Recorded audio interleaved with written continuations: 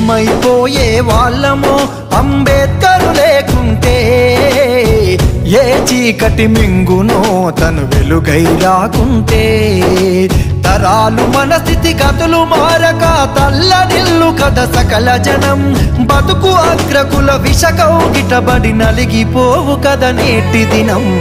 ఏమైపోయే వాళ్ళమో అంబేద్కర్ లేకుంటే, ఏ చీకటి మింగునో తను వెలుగై రాకుంటే.